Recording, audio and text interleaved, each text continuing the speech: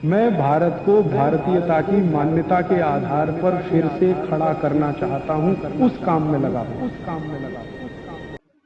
और मैं मानता नहीं कोई लिबरलाइजेशन चल रहा है। एक्चुअली ये रिकॉलोनाइजेशन का एक दूसरा प्रोसेस चल रहा है। और उस लिबरलाइजेशन के नतीजे क्या निकल रहे हैं? विदेशी पूंजी के स्तर पे कुछ आया नहीं आपके देश में, जो कुछ आया उससे ज्यादा चला गया।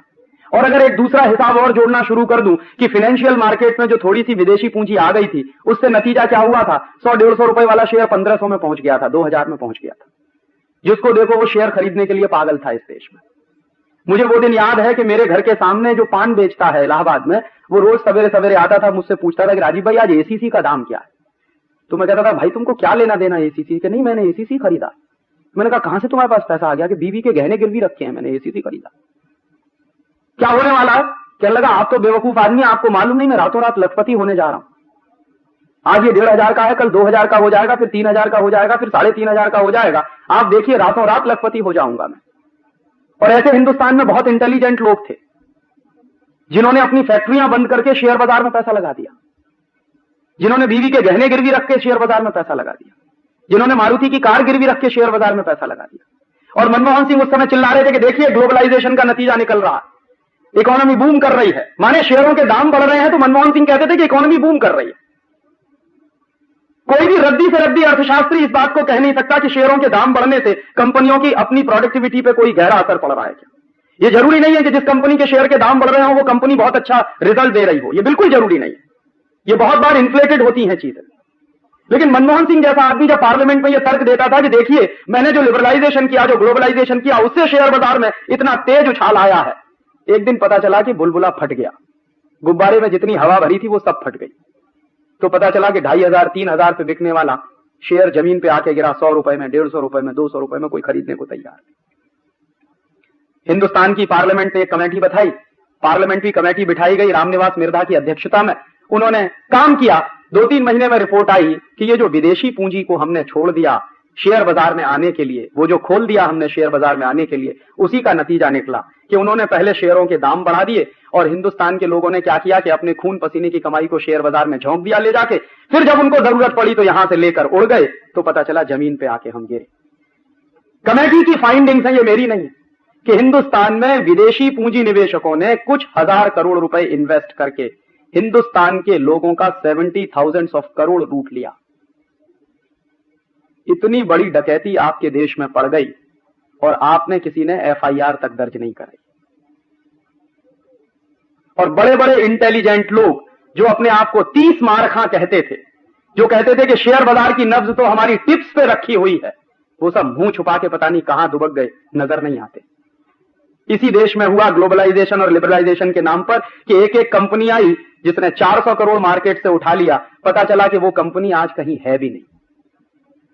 जिस कंपनी ने कभी नट बोल्ट नहीं बनाया, जिन्होंने कभी प्रोडक्शन के क्षेत्र में कोई एक नए पैसे का काम नहीं किया, वो आए और मार्केट से 420 करोड़ उठा ले गए, कोई 480 करोड़ उठा ले गया, कोई 500 करोड़ उठा ले गया, कोई 1000 करोड़ उठा ले। माने लूट की खुली छूट मची हुई थी, कोई कानून नहीं था, कोई रोक नहीं थी, कोई गाइडलाइंस नहीं थी। मनमोहन सिंह साहब यही चिल्ला रहे थे कि देखिए इकोनॉमी में तरक्की हो रही है इस देश में। मालूम नहीं था कि इस देश के लोगों की जेब काटी जा रही है। और अंत में पता चला कि हमको जो नुकसान हुआ है वो कितना हुआ है। देश के लोगों के खून पसीने की कमाई का 70,000 करोड़ रुपया डूब गया इस शेयर बाजार। जो वापस आएगा किसी को कुछ पता नहीं। और मैं पूछता हूं कि ऐसे समय में मनमोहन सिंह को लाके चौराहे पे कम से कम 2-4 बातें पूछ तो लेनी चाहिए कि एक जमाने में आप चिल्लाया करते थे पार्लियामेंट के अंदर कि देखिए ये मेरे लिबरलाइजेशन का कमाल है कि शेयर बाजार चढ़ रहा है, फिर क्या हुआ इसमें, क्यों डूब गया 70,000 करोड़ रुपया, कौन जिम्मेदार है इसका? किसी की अकाउंटेबिलिटी बनती है कि नहीं इस देश में? किसी की अकाउंटेबिलिटी नहीं बनी। और उसी कमेटी ने जो रिकमेंडेशंस किए थे मनमोहन सिंह को कि ये सारा तमाशा सिटी बैंक के इशारे पर हुआ, हर्षद मेहता तो उसमें सिर्फ एक कठपुतली की तरह से काम करता रहा। ये मैं नहीं कहता, पार्लियामेंट्री कमेटी की फाइंडिंग्स है। और कमेटी ने ये रिकमेंडेशंस किए कि सिटी बैंक ऑफ इंडिया को हिंदुस्तान से बिस्तर बांध के भगा देने की जरूरत है। तो मनमोहन सिंह ने स्टेटमेंट किया कि नहीं, हम सिटी बैंक ऑफ इंडिया को अगर भगा देंगे तो गलत सिग्नल्स जाएंगे दुनिया में।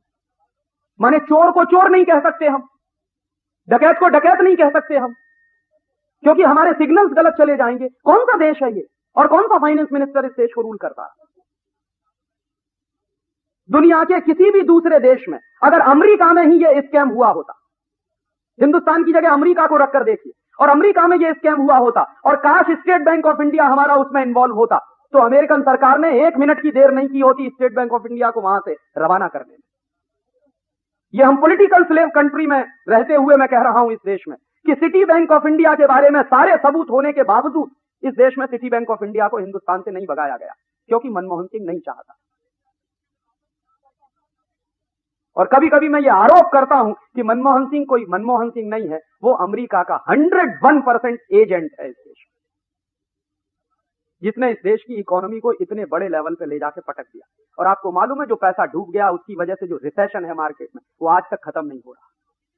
कितने कारखाने बंद हो गए इस देश में, हजारों प्रोडक्शन यूनिट्स इस देश में बंद हो गए क्योंकि उनका पैसा शेयर बाजार में लग गया। मैं मेरे उत्तर प्रदेश के बारे में बात करता हूं। नोएडा के आसपास करीब 80,000 छोटे छोटे प्रोडक्शन यूनिट थे जो डूब गए क्योंकि उनका पैसा शेयर बाजार में फंस गया, वो चल नहीं सकते।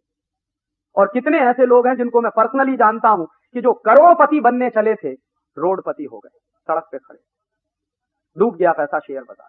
और ये जो डूबा हुआ पैसा है इसको वापस निकालने के लिए ना मनमोहन सिंह के पास कोई तरकीब है, ना चिदंबरम के पास कोई तरकीब। कैसे आएगा ये पैसा? ये ग्लोबलाइजेशन नहीं हुआ, ये लिबरलाइजेशन नहीं हुआ, आपकी लूट हुई। लूट होने के तरीके बदलते रहते हैं। पहले ईस्ट इंडिया कंपनी आती थी, अंग्रेज आते थे तो बंदूक और तलवार के दम पे लूट कर ले जाते थे आपके यहाँ, और अब तरीका बदल दिया है, ग्लोबलाइजेशन और लिबरलाइजेशन के नाम पर आते हैं और आपके देश से 70,000 करोड़ लूट कर ले जाते हैं और आप खामोशी के साथ बैठे बैठे देख रहे हैं। पता नहीं कब हर्षद मेहता को इस देश में फांसी की सजा मिलेगी, मुझे मालूम नहीं, पता नहीं कब मिलेगी। शायद हो सकता है 2 साल के बाद आप भी भूल जाएं, मैं भी भूल जाऊं कि इस देश में इतना बड़ा स्कैम भी कोई हुआ था। और आप देख लीजिए, जब से ग्लोबलाइजेशन और लिबरलाइजेशन है तो ये स्कैम का ही है हिस्सा। जिसको आप ग्लोबलाइजेशन कहते हैं वो स्कैम का ही एक दूसरा हिस्सा।